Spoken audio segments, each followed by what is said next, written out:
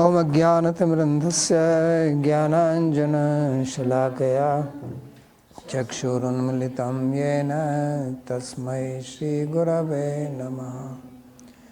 वन्देऽहं श्रीगुरोः श्रीयुतपदकमलं श्रीगुरून् वैष्णवांश्च श्रीरूपं साग्रजातं सहगण रघुनाथान्वितं तं सजीवं साद्वतं सावधूतं परिजनसहितं श्रीकृष्ण चैतन्यदेवं श्रीराधा कृष्ण पादान् सहगण ललिता श्रीविशाखान्वितांश्च। हे कृष्णा करुणा सिंधो दीनबंधो जगत्पते गोपेश गोपिका कांत राधा कांत नमोस्तुते। तप्त कांचन गौरांगी राधे वृंदावनेश्वरी वृषभानुसुते देवी प्रणमामि हरिप्रिये। नमो महावदान्याय कृष्णा प्रेम प्रदायिने कृष्णाय कृष्णा चैतन्य नाम्ने गौरत्विषे नमः। पंचतत्वात्मकं कृष्णं भक्तरूपस्वरूपकं भक्तावतारं भक्ताख्यं नमामि भक्तशक्तिकं। श्रीकृष्ण चैतन्य प्रभु नित्यानंदा श्री अद्वैता गदाधर श्रीवासदि गौरभक्तवृंदा। हरे कृष्णा कृष्णा कृष्णा हरे हरे हरे राम राम राम हरे हरे। जन्माद्यस्य यतोऽन्वयादितरतश्चार्थे सुभिज्ञस्वराट् तेने ब्रह्म हृदयादिकवये मुह्यन्ति यत्सूरयः। तेजो वारिमृदां यथा विनिमयो यत्र त्रिसर्गो मृषा धाम्ना स्वेन सदा निरस्तकुहकं सत्यं परं धीमहि। नारायणं नमस्कृत्य नरं चैव नरोत्तमं देवीं सरस्वतीं व्यासं ततो जयमुदीरयेत्। स्वस्ति अस्तु विश्वस्य खलः प्रसीदतां ध्यायन्तु भूतानि शिवं मिथो धिया। मनश्च भद्रं भजताजधोक्षजे आवेश्यतं नो मतिरप्यहेतुकाम्। आप सभी का स्वागत है आज के इस गीता के प्रवचन में। और हम अध्ययन कर रहे हैं 5वें अध्याय का 13वां श्लोक। तो भगवान यहाँ पर कर्मयोग का वर्णन कर रहे हैं और पिछले श्लोक में उन्होंने बताया था कि किस प्रकार से जो कर्म करता है युक्त होकर, युक्त कर्म फलम त्यक्त्वा शांति मापनोति नैष्ठिकीम् अयुक्त काम कारेण फले शक्तो निबध्यते। तो जो भगवान से युक्त होकर कार्य करता है वो कर्म के बंधन से मुक्त हो जाता है, नैष्ठिकी शांति यानी कि मोक्ष को प्राप्त करता है। और जो अयुक्त रहता है, जिसकी वासनाएं हैं और वासनाओं की पूर्ति के लिए कार्य करता है, तो वो फल की आसक्ति के कारण उसमें बंध जाता है। तो उसी का वर्णन आगे करते हुए वो बताते हैं कि कर्मयोगी किस प्रकार से कर्म बंधन में नहीं फंसता है। तो यहाँ कहते हैं सर्वकर्माणि मनसा संन्यस्यास्ते सुखम वशी नवद्वारे पुरे देहि नैव कुर्वन्न कारयेन। मन से सभी कर्मों का त्याग करके, शरीर एवं मन को वश में करके वह देहधारी आत्मा 9 द्वारों वाले नगर में सुखपूर्वक निवास करता है। वह न तो कर्म करता है और न ही कर्म करवाता है। तो यहाँ जो व्यक्ति कर्मयोग के माध्यम से ज्ञान को प्राप्त हो चुका है, वो किस प्रकार से इस संसार में रहता है, उसका वर्णन किया जा रहा है। क्योंकि भगवान ने पहले कहा था कि कर्म करने से उसका फल होता है कि आपको ये विवेक होगा, सर्वम कर्म अखिल पार्थे ज्ञाने परिसमाप्यते। तो ज्ञान का मतलब ये विवेक हो जाना, जैसा यहाँ पर बताया है कि मैं न करता हूँ न करवाता हूँ, और फिर वो सुख से रहता है। क्योंकि दुख जो है वो हमें आसक्ति के कारण ही होता है। जब हमारी फल में आसक्ति रहती है और हमको आसक्ति के अनुरूप, अपनी इच्छा के अनुरूप फल नहीं मिलता है, तो हम दुखी होते हैं। इच्छा के अनुरूप फल मिल जाता है तो कुछ समय के लिए सुखी होते हैं, उसके बाद में फिर दुख की परंपरा चलती है। तो ये व्यक्ति जो है वो मन से सर्वकर्माणि मनसा संन्यस्यास्ते, जितने भी वो कर्म करता है उसको मन से त्याग देता है। तो इसका मतलब स्वरूप से त्याग नहीं करता है, यानी कि ऐसा नहीं है कि वो कर्म नहीं करता है, लेकिन कर्म करता हुआ उनमें आसक्त नहीं होता। और यही कर्म करने की कला है जो भगवान आरंभ से ही, द्वितीय अध्याय से ही इसको समझा रहे हैं। क्योंकि हम जो भी कर्म करते हैं उसके फल को भोगना चाहते हैं, और ये बहुत स्वाभाविक है हमारे लिए। इसमें हमारे लिए कुछ भी नया नहीं है, ये हमको सीखना नहीं पड़ता है। लेकिन जो भगवान हमको बता रहे हैं वो सीखना पड़ता है, क्योंकि वो हमको स्वाभाविक नहीं लगता है। लेकिन वास्तव में जिस तरह से वो वर्णन कर रहे हैं, उस तरह से वो बता रहे हैं कि जो जिसको आप स्वाभाविक सोचते हो वो स्वाभाविक नहीं है। क्यों? क्योंकि वास्तव में आत्मा जो है वो न करता है न करवाता है। आत्मा तो शरीर से भिन्न है और सारी क्रियाएं शरीर में होती हैं, तो आत्मा थोड़े कर रहा है उनको।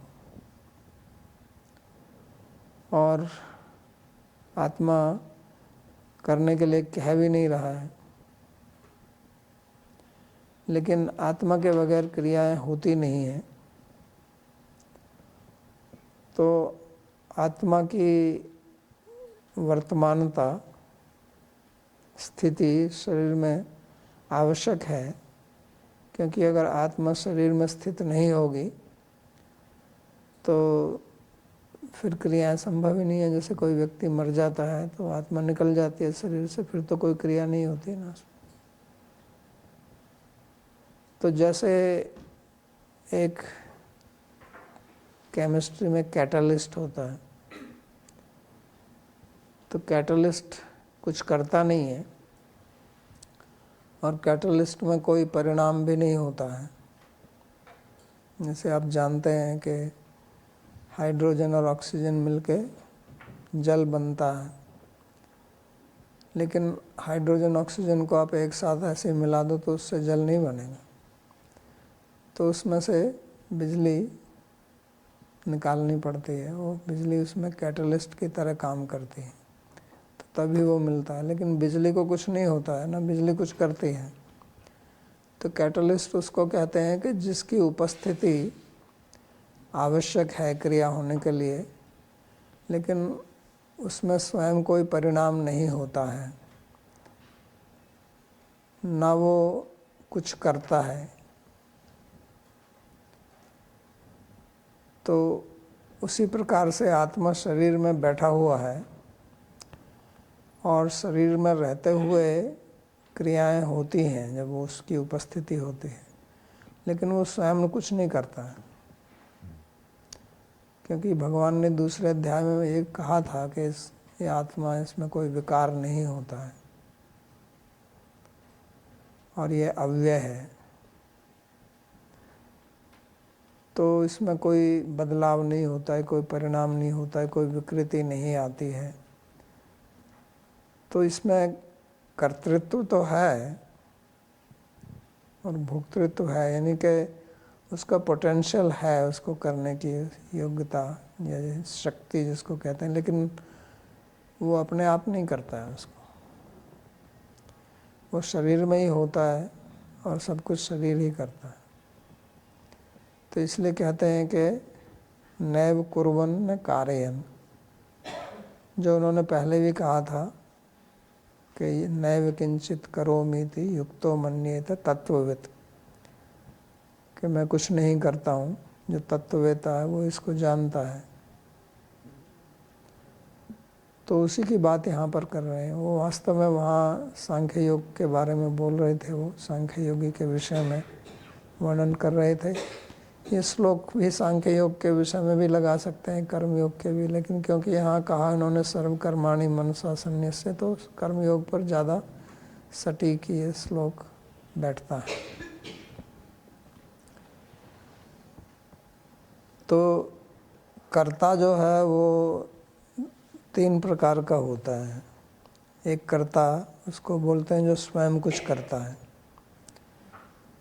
जैसे आप भोजन बनाएं या आप लिखें या टाइप करें, तो आप इसके कर्ता हैं, आप स्वयं इसको कर रहे हैं। और एक होता है कि जब आप स्वयं नहीं करते हैं लेकिन कोई आपसे करवाता है,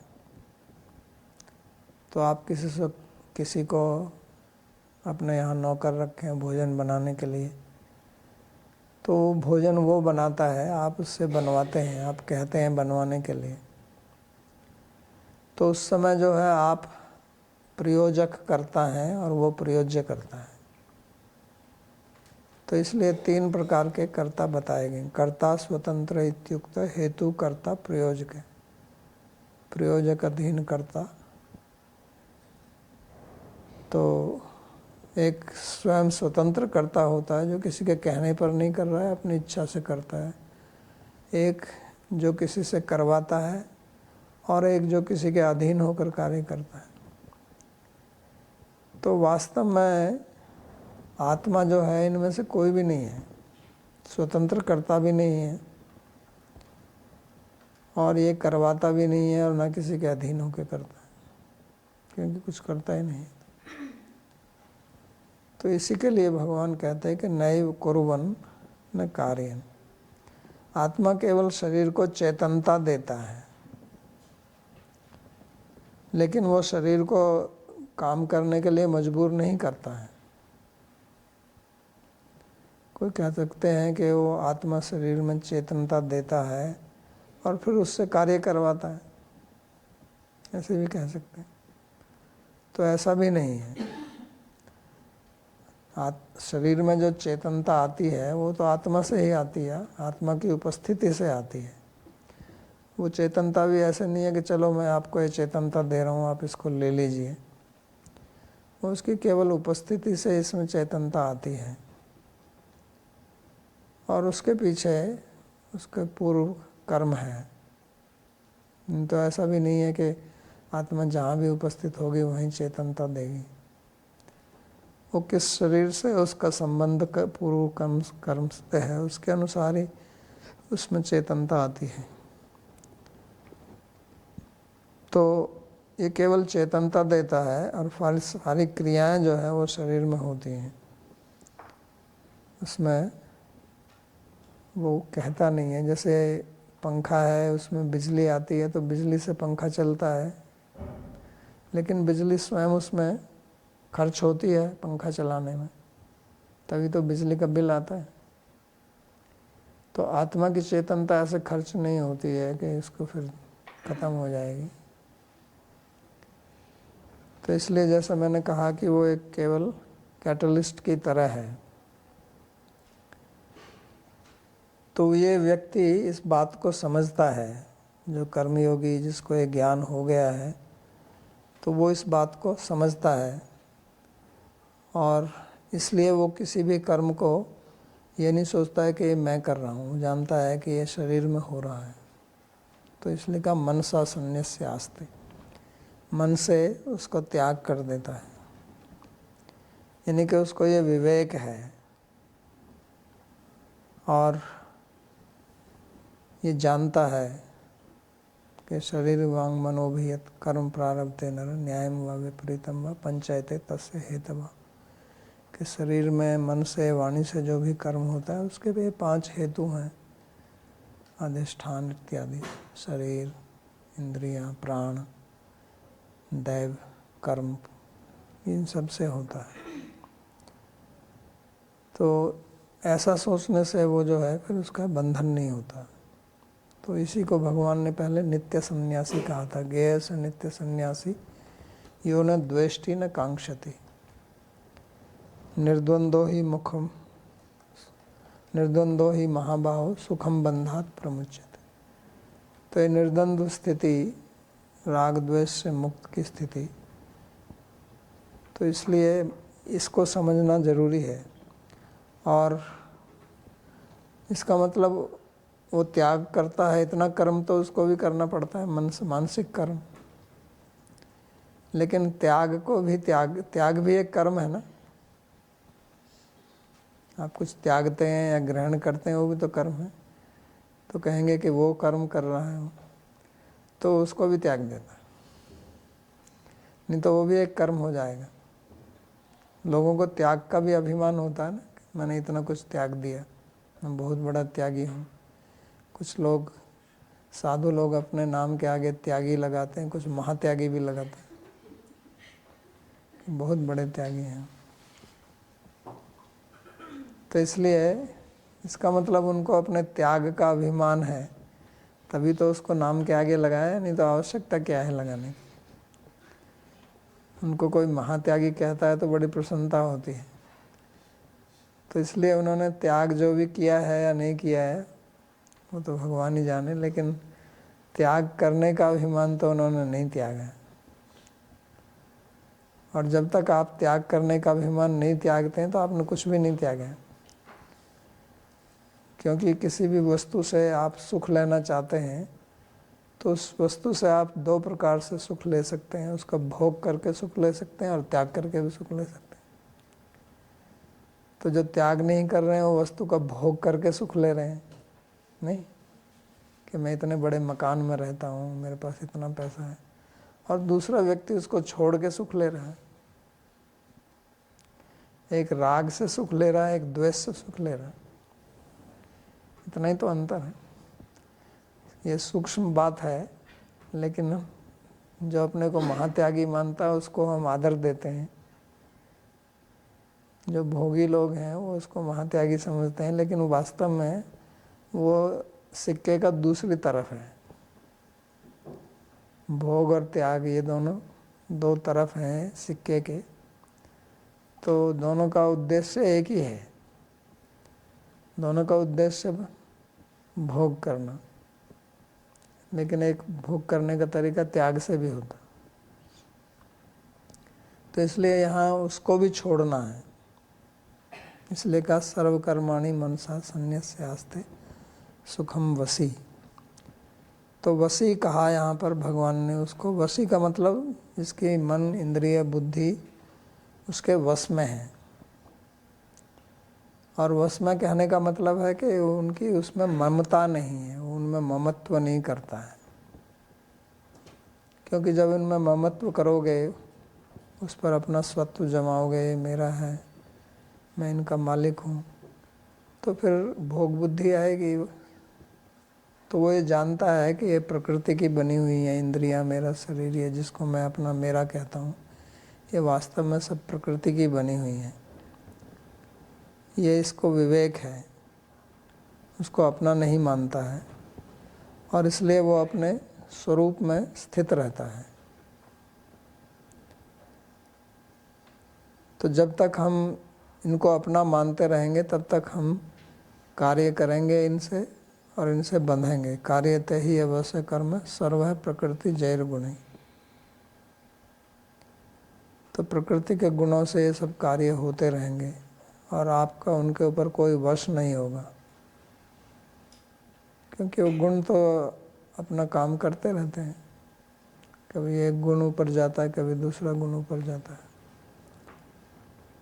तो अंतकरण की शुद्धि का मतलब यही होता है कर्मयोग के मार्ग में कि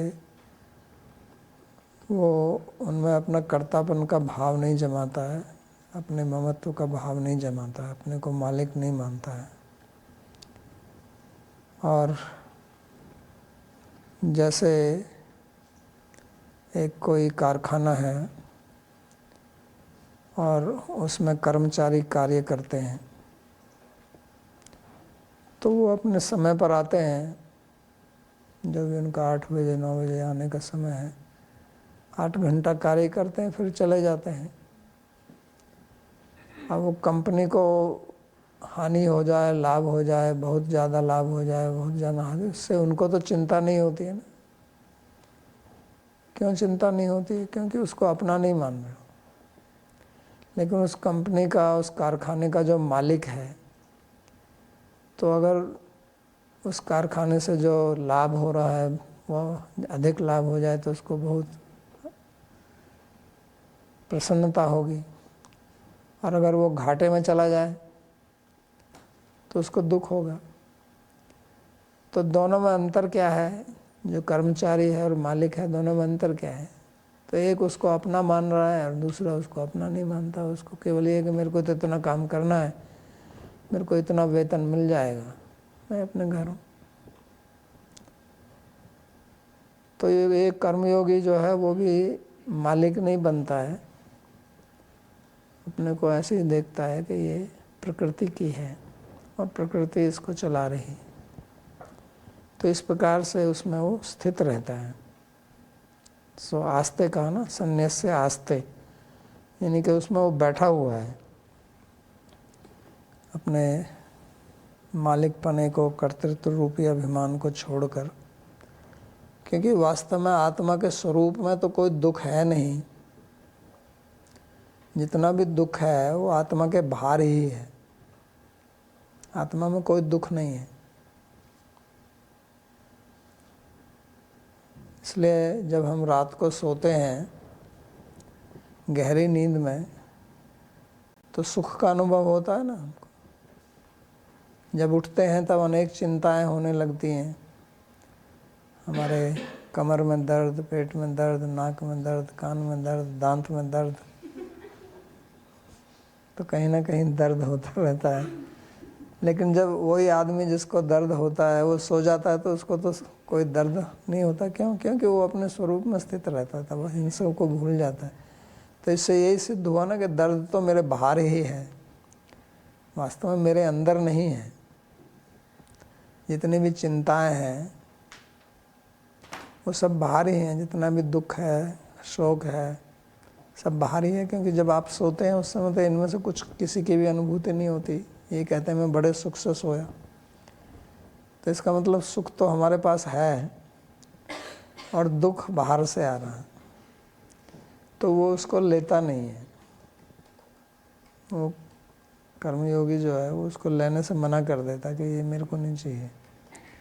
तो इसलिए उसको कहा कि सुखम वशी, संन्यास्य आस्ते सुखम, सुखम आस्ते, वो सुख से बैठा रहता है चुपचाप, और बाहर की स्थिति जो भी है वो चलती रहती है, उसको देखता रहता है। नहीं तो बाहर थोड़ा सा किसी ने कुछ कह दिया तो हम दुखी हो जाते हैं, फिर उसी की चिंता करते रहते हैं घंटों तक, या जो हमारे अनुकूल स्थिति नहीं हुई। तो ये इस प्रकार से नहीं है, क्योंकि ये जितना भी बाहर का जो सुख दुख है ये केवल एक वृत्ति मात्र है। एक हमारे मन में एक वृत्ति बनती है। वृत्ति का मतलब आकार बनता है एक। जैसे आप जल को किसी पात्र में डालें तो जल जो है उस पात्र का आकार ले लेता है। वास्तव में उस जल का कोई आकार नहीं है, जहाँ भी उसको डालोगे वैसा ही वो आकार ले लेता है।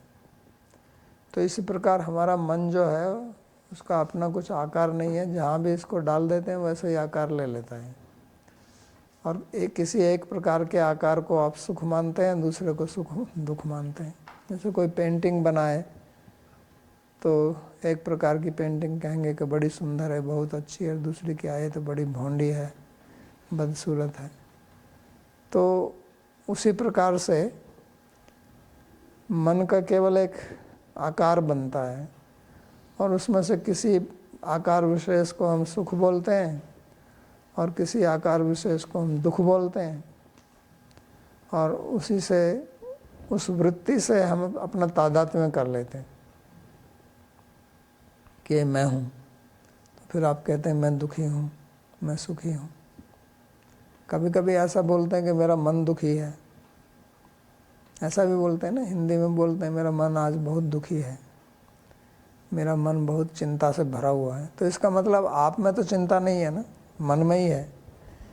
लेकिन फिर आप दुखी क्यों होते हैं? क्योंकि उसको आप अपना मान रहे हैं और कभी उसको आप अपने स्वरूप ही मानते हैं कि मैं ही मन हूँ।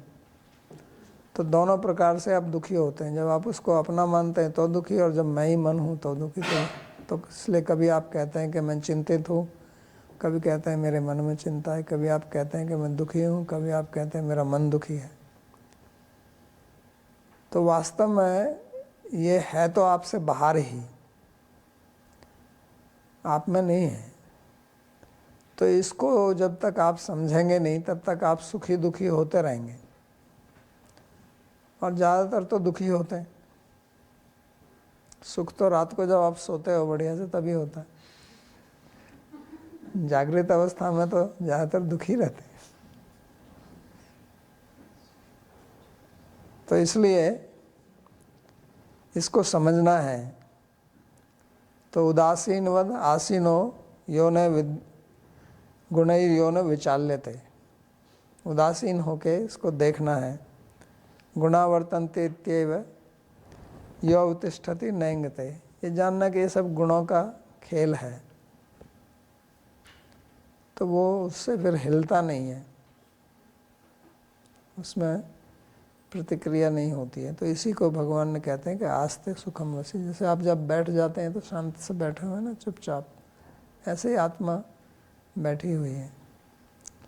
और ये कहाँ पर बैठी हुई है?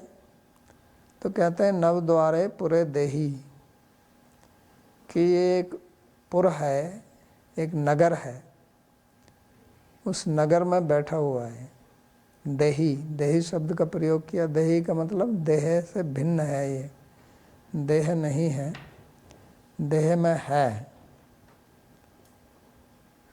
उसको देही बोलते हैं। तो ये जो शरीर है ये एक नगर की तरह है और इसमें 9 दरवाजे हैं। तो 2 आँख, 2 नाक, 2 कान, 1 मुंह, ये 7 हो गया।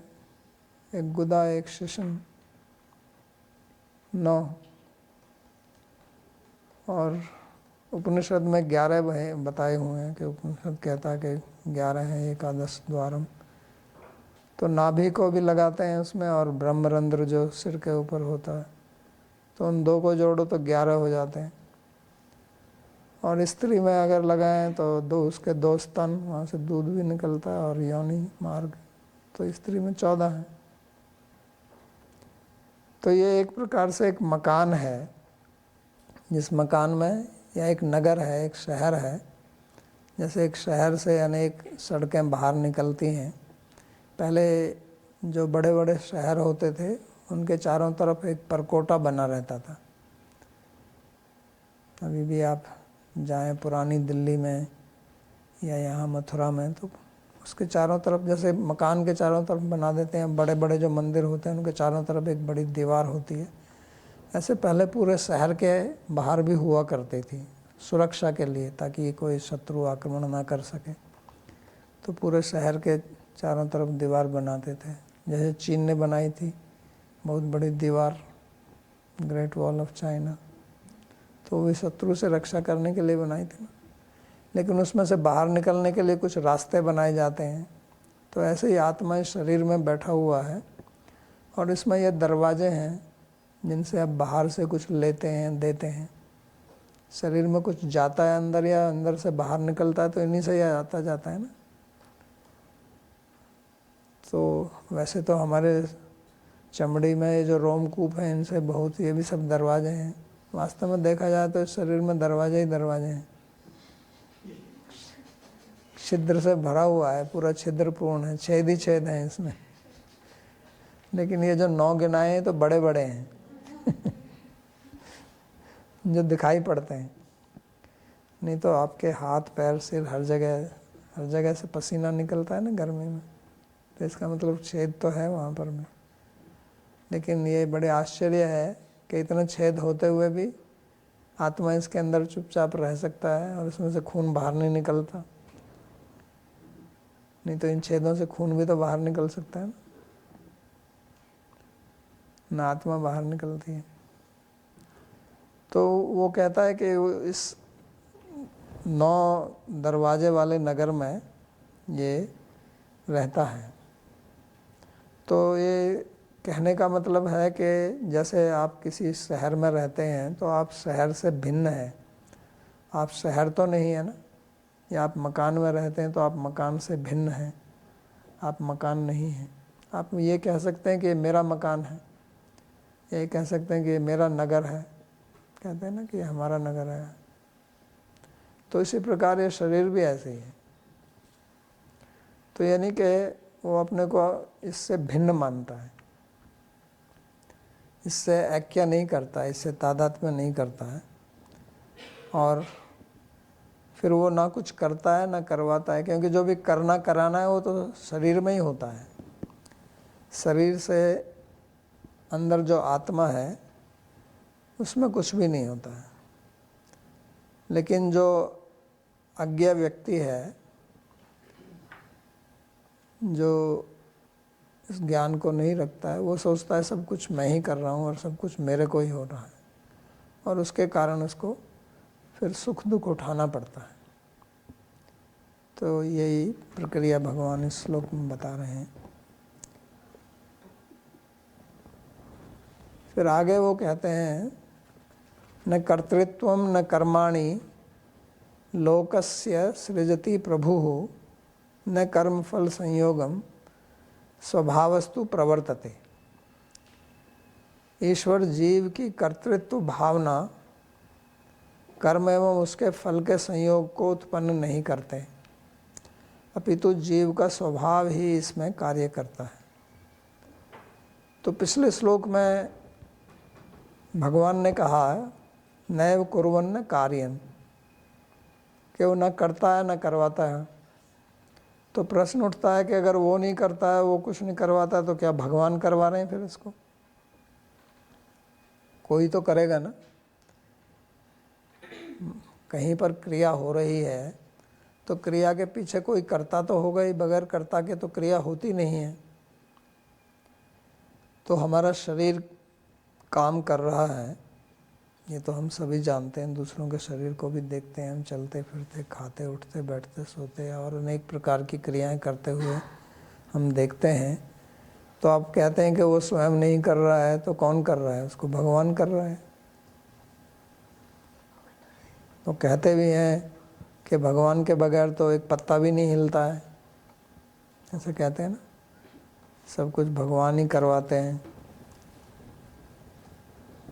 तो इसमें श्री कृष्ण भगवान कहते हैं कि नहीं, भगवान भी कुछ नहीं करता, उसको क्या पड़ी हुई है।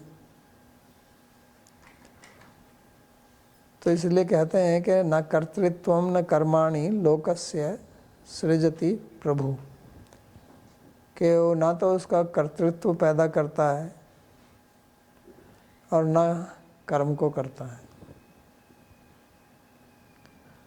तो फिर कह सकते हैं कि उसको कर्म का जो फल मिलता है उसके संयोग को देता है भगवान, तो कहते हैं कि वो भी नहीं देता। तो भगवान भी उदासीन है, वो भी एक साक्षी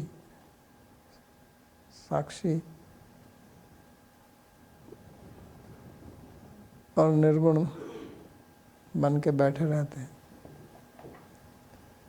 तो दो सपर्णौ सयुजा सखाया समानम वृक्षम परिशस्व जाते। तो जैसे एक पेड़ पर दो पक्षी बैठे हुए हैं, ऐसे बैठ के देखते रहते हैं केवल, वो न करते हैं न करवाते हैं, वो भी नहीं करते। तो इसलिए उसको यहाँ कहते हैं कि ये भी नहीं है। तो फिर ये कर्तापन फिर कहाँ से आता है? तो इसके लिए कहते हैं कि स्वभावस्तु प्रवर्तते, कि जीव का जो स्वभाव है उसी से होता रहता है। तो ये एक बड़ी जटिल गुत्थी है कि एक कर्म करता कौन है, और इसके बारे में अनेक विचार हैं। गीता में भी अनेक विचार हैं। यहाँ पे भगवान कहते हैं स्वभाव, दूसरी आगे जाके कहते हैं प्रकृत्या एव कर्माणि क्रियमाणानि सर्वशः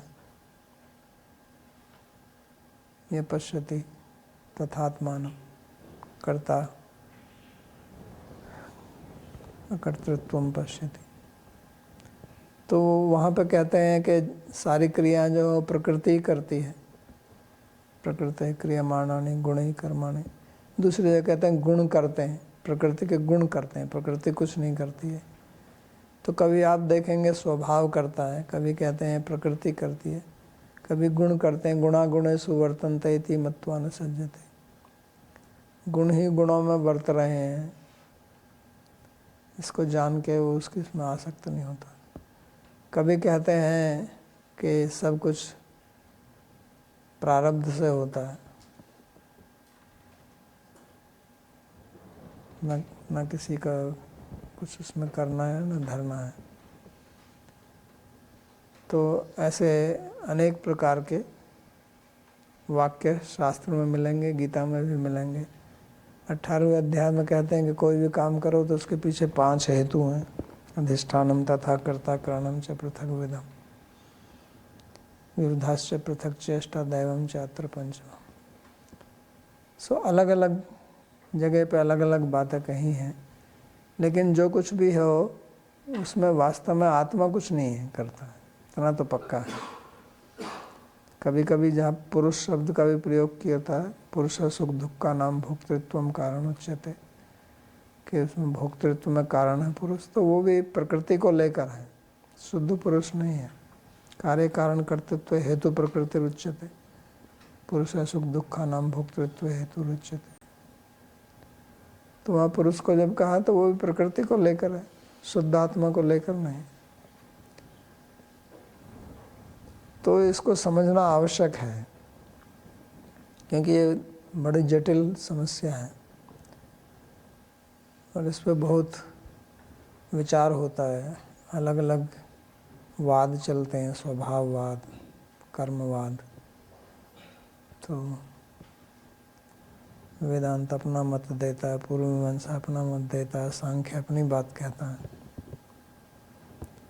तो भगवान यहाँ पर कर्मयोग के विषय में बता रहे हैं कि ये स्वभाव से चलता है। और स्वभाव क्या है? स्वभाव किसको बोलते हैं? कोई कहता है मेरा शून्य स्वभाव है। तो स्वभाव का अर्थ श्री विश्वनाथ चक्रवर्ती करते हैं अनादि अविद्या। तो वास्तव में जो अविद्या है वही है ये,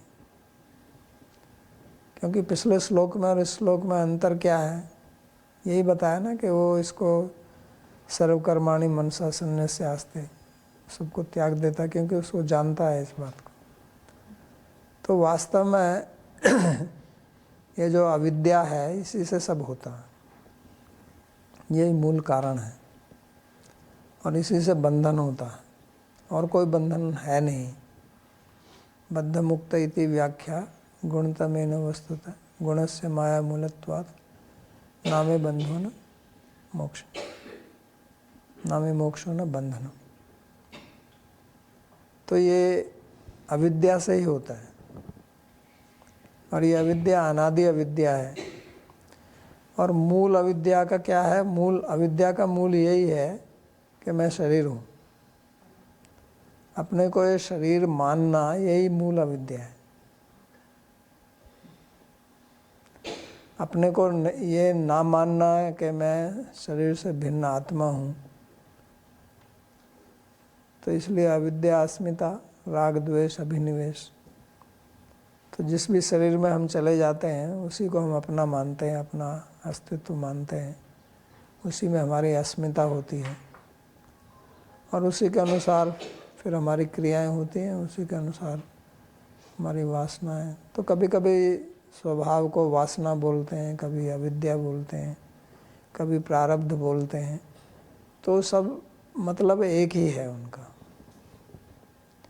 क्योंकि प्रारब्ध रहे, अगर मैं अपने आप को शरीर से भिन्न मानता हूँ तो प्रारब्ध चलता रहे, उससे मेरे को क्या होगा? मेरा कोई बंधन थोड़े होगा। इसलिए मूल कारण जो है वो अविद्या ही है। तो भगवान फिर क्या करते हैं? जो कहा जाता है कि भगवान की इच्छा के बगैर तो एक पत्ता भी नहीं हिलता है, ऐसा भी तो कहते हैं ना सब। ऐसा जो भी भगवान को मानते हैं सब कहते हैं कि वही सब हैं, वही ईश्वर हैं। ईश्वर माने नियंता, वही सब नियंत्रण करते हैं। मद भयात वाति वातोयम, कि मेरे भय से ही सब चलता है, मैं ही इनसे कराता हूँ।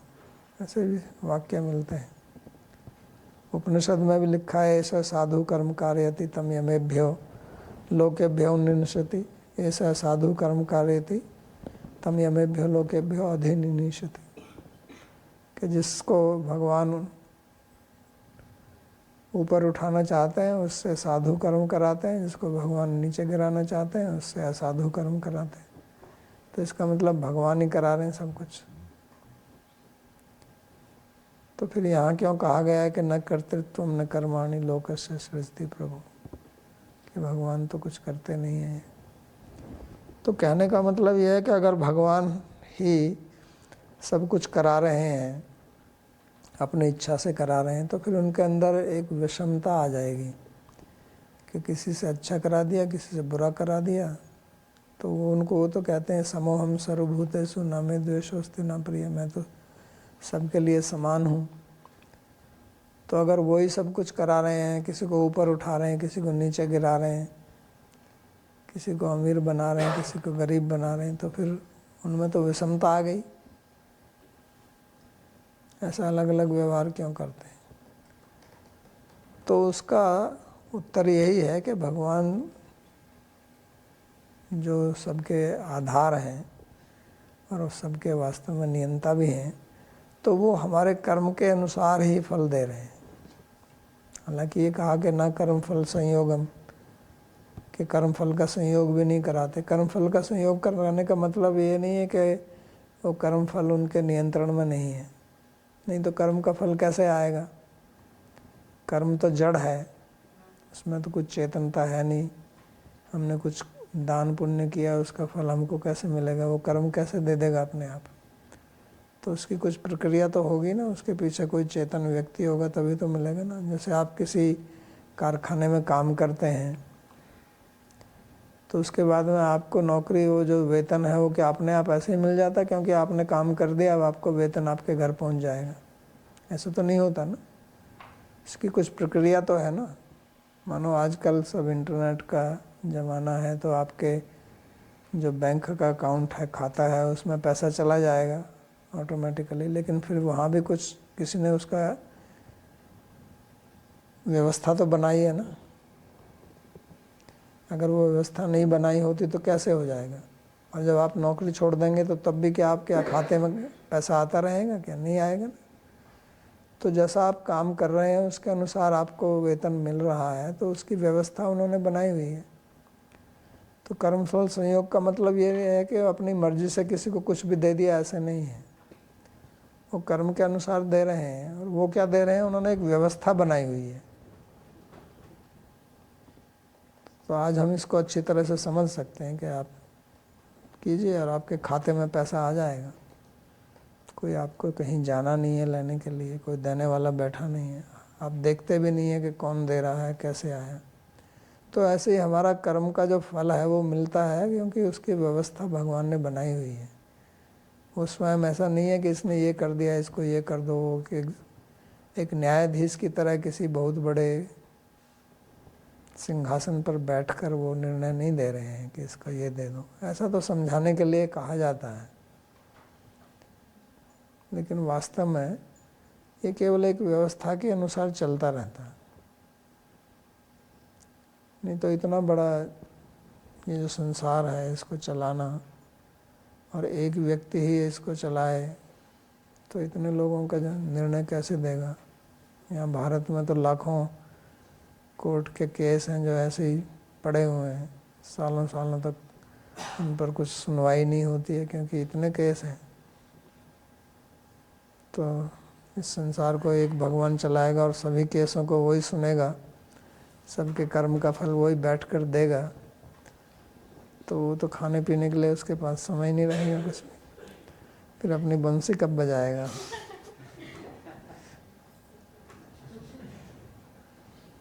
तो उन्होंने व्यवस्था बनाई हुई है और उसमें जितने लोग जनता बढ़ जाए उससे कोई फ़र्क नहीं पड़ता। उनकी व्यवस्था में कोई इस प्रकार की देरी नहीं है, जैसे यहाँ कोर्ट में ज़्यादा केस हो गए तो अब आपका नंबर देर से आएगा, या आज इतने केस हैं आपका नंबर ही नहीं आया, दूसरी तारीख पड़ गई। वहाँ ऐसा नहीं होता।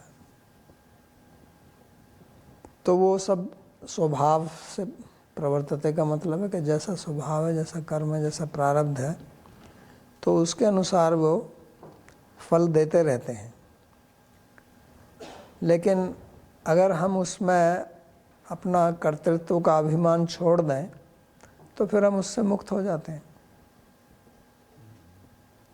तो फिर वो नहीं देंगे, वो फल आएगा लेकिन आपके ऊपर उसका कोई प्रभाव नहीं पड़ेगा। तो यही कर्म का सिद्धांत वो सिखा रहे हैं, जो उन्होंने दूसरे अध्याय में भी कहा था, कर्मण्येवाधिकारस्तु मा फलेषु कदाचन माँ कर्म फल हेतुर्भू। उन्होंने कहा कि आप कर्म कीजिए और कर्म के फल का हेतु मत बनिए। तो कर्म का फल का हेतु बनने का मतलब क्या है? आप कर्म करेंगे तो उसका फल तो आएगा ही ना, तो हेतु तो आप बन गए। नहीं, वो फल आएगा लेकिन उस फल का आपके ऊपर कोई प्रभाव पड़ेगा नहीं पड़ेगा, ये इस बात पर निर्भर करता है कि आपकी उसमें आसक्ति है या नहीं है। अगर आप उसमें आसक्त हैं तो उसका फल आपको मिलेगा, और उसमें आसक्त नहीं है तो फल आ जाएगा और आप उससे निर्लिप्त रहेंगे। तो इसलिए उसको बताते हैं कि भगवान भी इसी प्रकार से, भगवान भी तो कर्म करते हैं ना। नमाम कर्माणि निलिम्पन्ति, उन्होंने कहा ना मैं भी कर्म करता हूँ लेकिन कर्म का मेरे ऊपर लेप नहीं होता, मैं निर्लिप्त रहता हूँ। क्यों? न कर्म फल स्पृहा, क्योंकि मेरी कर्म फल में स्पृहा नहीं है, इच्छा नहीं। तो इसलिए भगवान को दोषारोपण नहीं कर सकते हैं आप। नहीं तो पिछला श्लोक अगर ये पढ़ा कि वो कुछ करता नहीं है, ना करवाता नहीं है, तो ये सब कुछ हो रहा है तो कौन कर रहा है? भगवान। तो भगवान को दोष दीजिए। अब लोग देते हैं ना कि सब भगवान, ये सारी समस्याएं भगवान ने ही खड़ी की हुई हैं। बहुत लोग भगवान को गाली देते हैं, अगर भगवान मेरे को मिल जाए तो उसकी मैं पिटाई करूं। भगवान है तो इस संसार में इतना दुख क्यों है? जैसे भगवान ने ही बनाया हुआ है सब। भगवान को बड़ा आनंद आता है दुख देने में, लोग ऐसा सोचते हैं। तो वो ये नहीं सोचते हैं कि मेरे अपने कर्म का फल है। जब उनको कुछ सुख मिलता है तब ये नहीं कहते कि भगवान दे रहा है। जब दुख आता है तो तब कहते हैं भगवान ऐसा क्यों कर रहा है इसके साथ में, मेरे साथ में भगवान ऐसा क्यों कर रहा है। जब सुख आते हैं तब कुछ नहीं कहते हैं, तब एक शब्द नहीं बोलेंगे। तो ये हमारी मानसिक स्थिति है कि जब अच्छा करते हैं तो उसका फल हम चाहते हैं, और जब हम कुछ गलत करते हैं तो उसका फल नहीं चाहते। सो पुण्यस्य फलमिच्छन्ति पुण्यम न कुर्वन्ति जनाः नेच्छन्ति फलम पापस्य पापम कुर्वन्ति यत्नतः। पुण्य का फल चाहते हैं लेकिन पुण्य करना नहीं चाहते, और पाप का फल नहीं चाहते लेकिन पाप बहुत मेहनत से करते हैं, बहुत बुद्धि लगाकर योजना बनाकर पाप करते हैं लेकिन उसका फल नहीं चाहते। तो पाप करने किया है तो उसका फल आएगा, और फिर उसके लिए आप भगवान को दोष मत दीजिए, क्योंकि वो तो अपने ही कर्म का फल मिल रहा है। तो ईश्वर जो है वो अच्छे बुरे दोनों को फल को देता है, यानी कि उनकी व्यवस्था देती है, और वो तभी देती है क्योंकि हम उसके कर्ता बनते हैं। अगर हम कर्ता ना बने तो ना हमको अच्छे कर्म का फल लगेगा ना बुरे कर्म का फल लगेगा, दोनों से मुक्त हो जाएंगे। ये जो प्रभु शब्द है इसका आत्मा अर्थ भी किया जाता है। श्री रामानुजाचार्य जी अपनी टीका में प्रभु शब्द का अर्थ भगवान पर नहीं लगाते, कहते हैं आत्मा,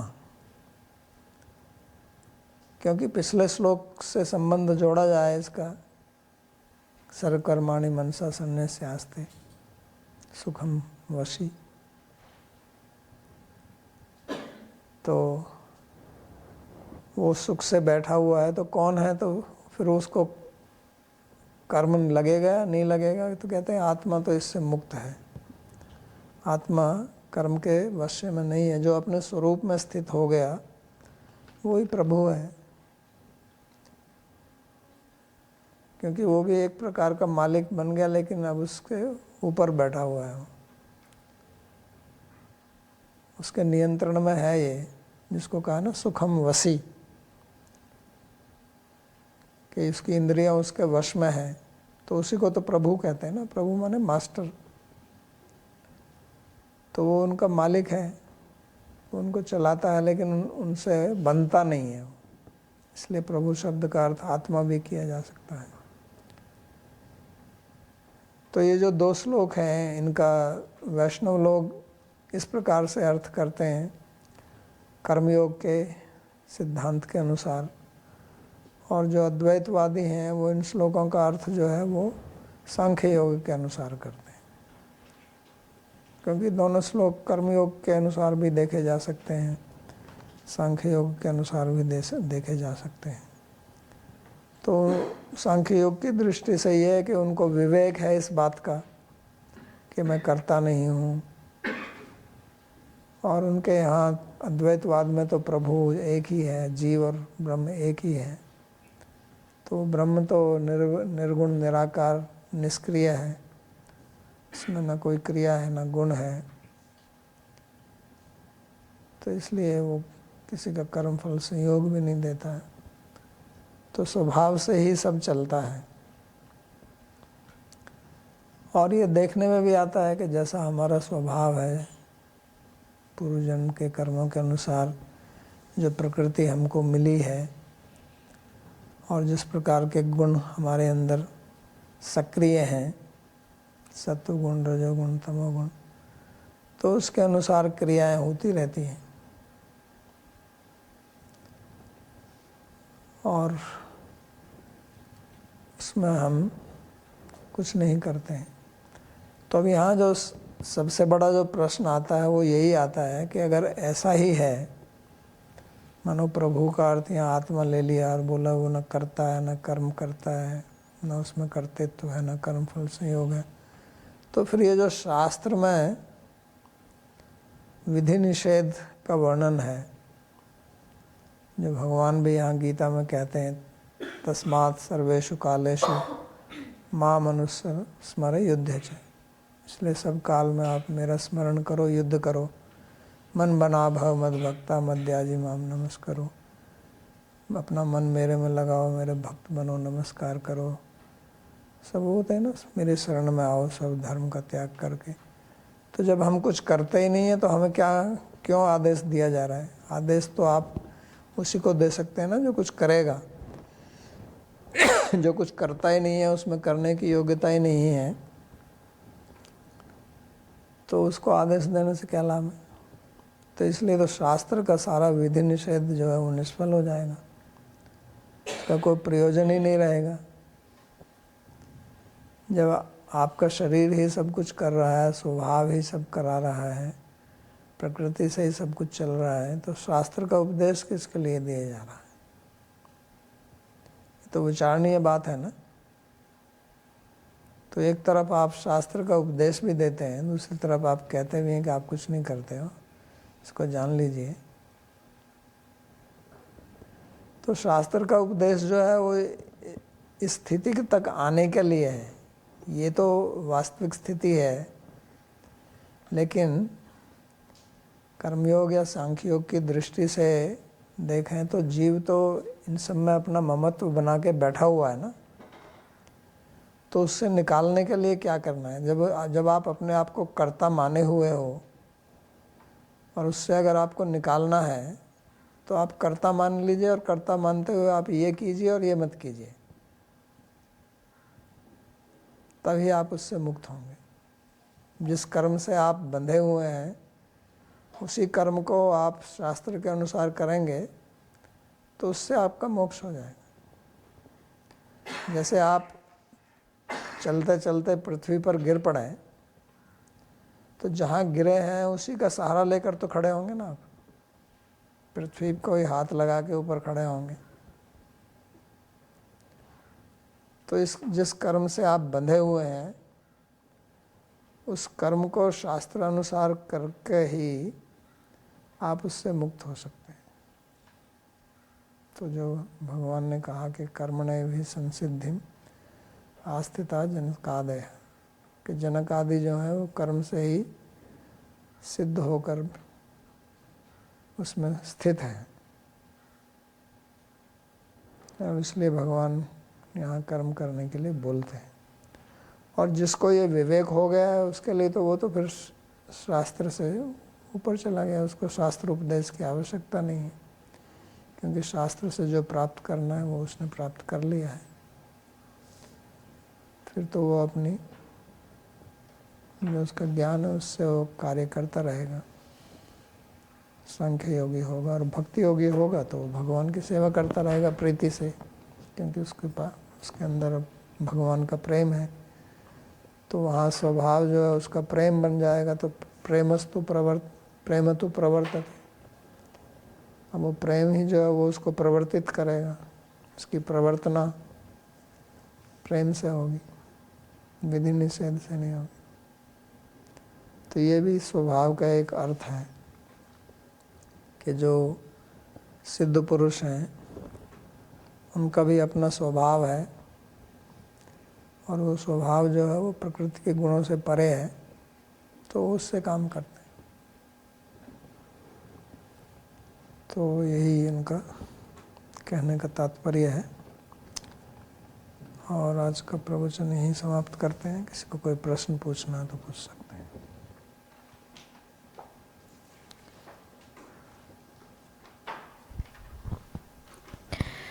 बाबा जी, प्रश्न है कि नींद इंद्रियों को आत्मा से अलग कर देती है, क्या योग भी इस प्रक्रिया में यही काम कर रहा है?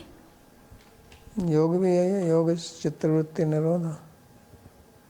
योग तो वही कहता है ना, चित्त की वृत्तियों का निरोध करना। जब आपको सुषुप्ति आती है तो चित्तवृत्ति का निरोध हो जाता है, लेकिन वो प्रकृति के कारण होता है, इसलिए उसको योग नहीं कहते हैं। और यहाँ आप अपने प्रयास से करते हैं और आपके अंदर अपनी जागरूकता रहती है। नींद में आपकी जागरूकता नहीं होती है। ये अंतर है दोनों में।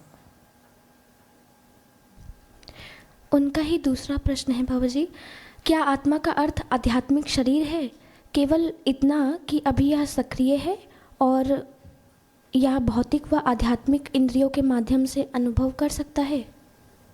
नहीं, आत्मा का मतलब आध्यात्मिक शरीर नहीं है। आत्मा आत्मा है, आध्यात्मिक शरीर आध्यात्मिक शरीर, दोनों अलग अलग हैं। जैसे आप ये भौतिक शरीर नहीं है और भौतिक शरीर से अलग हैं, ऐसे ही आध्यात्मिक शरीर अलग है, और उसमें आत्मा होती है। अंतर इतना ही है कि आध्यात्मिक शरीर और आत्मा दोनों ही त्रिगुणातीत हैं, दोनों का स्वभाव एक जैसा है, इसलिए उनमें आपस में कोई विषमता नहीं होती। राधे श्याम जी का प्रश्न है, कर्म करना है कृष्ण को अर्पण करके, प्रश्नवाचक चिन्ह, शरीर है तब तक धर्म के अनुसार कर्म करना है, ये शरीर इस अनुसार मिलता है, किस अनुसार पुराने जन्मों से मिलता है, अगर ये अंतिम जन्म नहीं है तो आने वाले जन्म में दुर्गति नहीं होगी, प्रश्नवाचक चिन्ह। हाँ, तो जब शरीर है तो उसको आपको कर्म करना है और उसको भगवान के अर्पण होके कीजिए। तो कर्मयोग का मतलब है कि आप कर्म करें और उसको भगवान के अर्पित कर दें, फल को भगवान के अर्पित कर दें। भक्ति योग में आप भगवान को स्वयं समर्पित होके उनकी सेवा करते हैं। और ये जो शरीर आपको मिला है, ये आपको पूर्व जन्म के कर्मों के अनुसार मिला है, इसको प्रारब्ध कर्म बोलते हैं। कर्म के दो विभाग किए जाते हैं, एक प्रारब्ध कर्म, एक अप्रारब्ध कर्म। तो प्रारब्ध कर्म के अनुसार आपको ये शरीर और इस शरीर में जो आप सुख दुख भोगते हैं वो मिलता है। अप्रारब्ध हुआ जो अभी पड़ा हुआ है, जो आगे फल मिलेगा उसका। अब इसकी दुर्गति होगी आगे या नहीं होगी तो वो आपके अभी वर्तमान जो क्रियाएं कर रहे हैं, वो कर्म कर रहे हैं, वो किस प्रकार की हैं।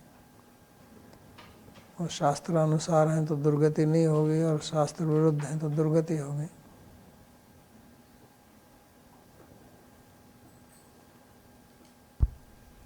बाबा जी, मेरा प्रश्न है, आपने इस प्रवचन में बताया कि आत्मा में भोक्तृत्व की भी शक्ति है, परंतु मुझे यह समझने में कठिनाई आ रही है कि आत्मा कैसे भोगती है। मुझे लगता था कि केवल शरीर और मन ही भोगते हैं। नहीं, वो शरीर और मन जो भोगते हैं तो उनको भोगने की शक्ति कहाँ से मिलती है? उनमें अपनी शक्ति है क्या भोगने की? वो तो जड़ है। तो वो जो भी कर रहे हैं तो उसके लिए उस शक्ति तो वहीं से मिल रही है ना, इसलिए कहा जाता है। आत्मा स्वतंत्र रूप से भोग नहीं कर सकती है, स्वतंत्र रूप से कोई भी कार्य नहीं कर सकती है। जो भी कार्य करती है वो शरीर के माध्यम से ही करती है। जो भी अब कहते हैं कि मैं करता हूँ या ये करता हूँ, तो शरीर से ही करता है। तो भोग भी एक प्रकार का कृत्य ही है। वास्तव में सुख दुख को भोगने को भोग एक अलग एक संज्ञा दे दी गई है लेकिन भोग क्या है, वो भी एक कृत्य है। और थोड़ा सूक्ष्म दृष्टि से अगर विश्लेषण किया जाए तो भोग क्या है, वो एक ज्ञान विशेष है। क्योंकि भोग का अंतिम परिणाम जो है वो सुख होगा या दुख होगा। और सुख और दुख क्या है, एक अनुभूति तो है, वो कोई क्रिया थोड़ी है। ये आपको एक अनुभव होता है। जैसे आप इस टेबल को देख रहे हैं तो ज्ञान हुआ ना टेबल का, वो भी एक प्रकार का ज्ञान ही है। अनुकूल वेद नियम सुखम, प्रतिकूल वेद नियम दुखम। तो वो एक प्रकार की वेदना ही है, वो भी प्रकार का अनुभव है।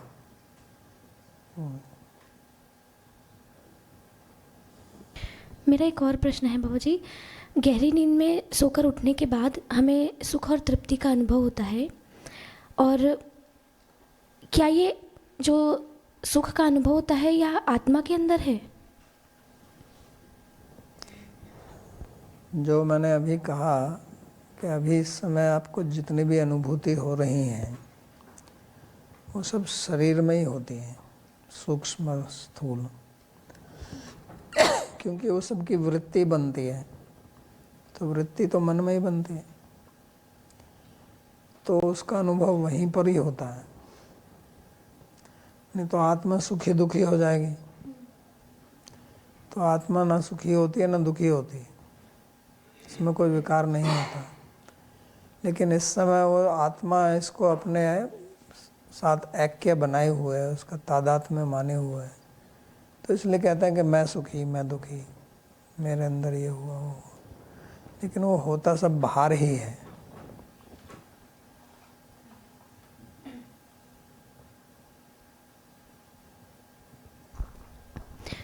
गौरदास जी का प्रश्न है, आपने कहा कि अविद्या अनादि है तथा अविद्या का मूल कारण शरीर से तादात्म्य है। हम यह किस प्रकार से समझ सकते हैं कि तादात्म्य ही अविद्या का मूल कारण है, जबकि शरीर अनादि नहीं है परंतु अविद्या अनादि है? हाँ, तो वो अविद्या का फल है वो तादात्म्य। अविद्या क्या है? अविद्या के दो अंश हैं। एक तो ये कि मैं क्या हूँ ये नहीं जानना, मैं आत्मा हूँ इसको ना जानना, ये तो पहला उसका अंश है। तो ये अनादि है। फिर इतने से तो काम नहीं चलता है। दूसरा इसका अंश है कि मैं शरीर हूँ। तो मैं शरीर हूँ, ये जब भी शरीर मिलेगा उसमें प्रस्फुटित होगा ये अंश इसका। जब आपका शरीर नहीं है, जब प्रलय हो जाती है तो शरीर नहीं होता, तब केवल वो मूल अंश ही रहता है कि मैं कौन हूँ, मैं शरीर हूँ या मैं आत्मा हूँ। ये ज्ञान का ना होना, ये अभाव रूप है, समझे ना, ज्ञान का अभाव। और दूसरा अंश जो है वो गलत ज्ञान है। तो इसके दो अंश है, एक ज्ञान का अभाव है और एक गलत सोच। तो जो गलत सोच है वो बदलती रहती है। जिस भी शरीर में जाओगे आप, उसमें ही आपका तादात्म्य हो जाएगा। और जो पहली वाली है वो तो हमेशा ही रहती है, जब तक मोक्ष नहीं होगा, जब तक आपको ज्ञान प्राप्त नहीं होगा। तो इसलिए कहा ना, भागवत में कहा कि मुक्तिर अन्यथा रूपम, मुक्तिर हित्वा अन्यथा रूपम स्वरूपेण व्यवस्थिति। कि मुक्ति क्या है?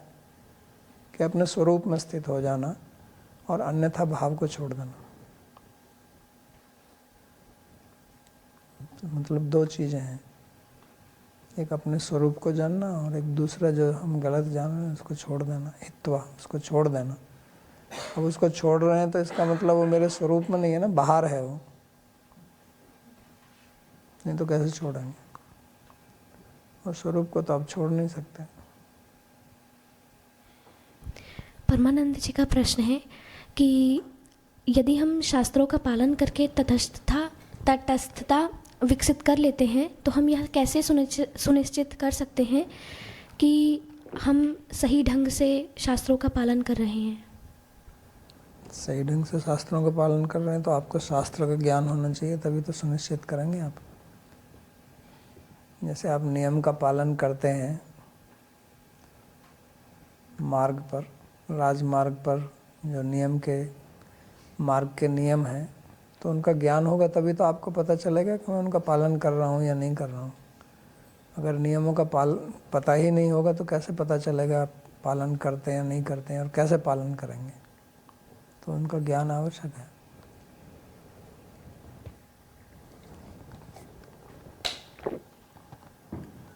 ठीक है, प्रार्थना श्लोक।